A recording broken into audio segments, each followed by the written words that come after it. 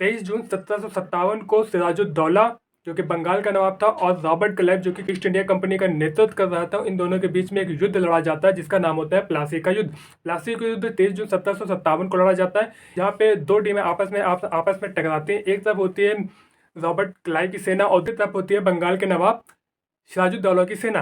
सिराजुद्दौला की सेना में दो तो बहुत विश्वसनीय होते हैं, लेकिन दो होते हैं गद्दार, और इन दो गद्दारों की वजह से, इन दो धोखेबाजों की वजह से ही वह जो प्लासी का युद्ध होता है खेल खेल में अंग्रेजों के द्वारा जीत लिया जाता है। वास्तव में युद्ध था ही नहीं। अब ये समझते हैं कि वास्तव में युद्ध कैसे नहीं था। देखो, घटना कुछ इस प्रकार से है कि मीर जाफर जो होता है वो भी नवाब बनने की इच्छा रखता है, और दीवान जो होता है इसमें उसका सहयोगी होता है। इस समय जो दीवान होता है उसका नाम होता है उदयदुल्लभ। तो दीवान और मीर जाफर जो होता है सेनापति होता है नवाब की सेना का। ये जा मिलते हैं रॉबर्ट क्लाइव से। रॉबर्ट क्लाइव को आमंत्रित करते हैं युद्ध करने के लिए कि आप आक्रमण करिए, बंगाल पे आक्रमण करिए, हम आपका देंगे साथ। बदले में शर्त ये है कि सिराजुद्दौला को हराने के बाद बंगाल का नवाब आप हमें बनाएंगे।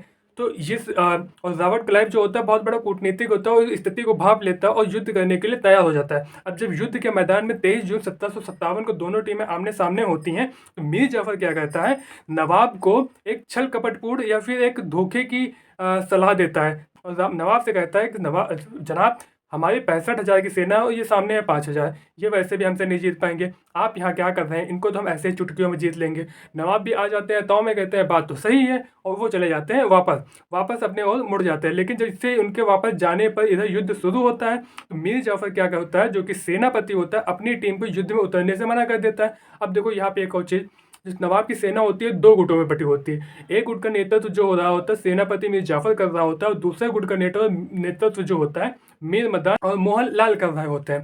मीर मदन मोहन लाल की ही टीम केवल युद्ध में उतरती है, मीर जाफर की टीम युद्ध में नहीं उतरती है, वह उसे युद्ध में उतरने से रोक देती है और वो चुपचाप खड़े होकर देखती है। तो युद्ध जो होता है मीर मदन और मोहन लाल के नेतृत्व में जो दूसरी टीम होती है वो, और इसके अलावा रॉबर्ट क्लाइव की सेना के बीच में लड़ा जाता है।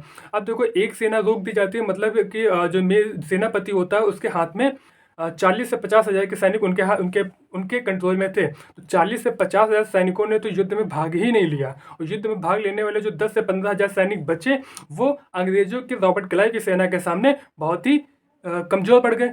कमज़ोर क्यों पड़ गए? कमज़ोर पड़ने का रीज़न ये था कि अंग्रेजों की जो सेना थी वो आधुनिक शस्त्रों से लैस थी और स्किल्ड थी, वो ट्रेंड सैनिक थे, ना कि भारतीय राजा के सैनिकों के तरह जो कि बहुत ज़्यादा स्किल्ड या ट्रेंड या आधुनिक हथियारों से लैस नहीं थे।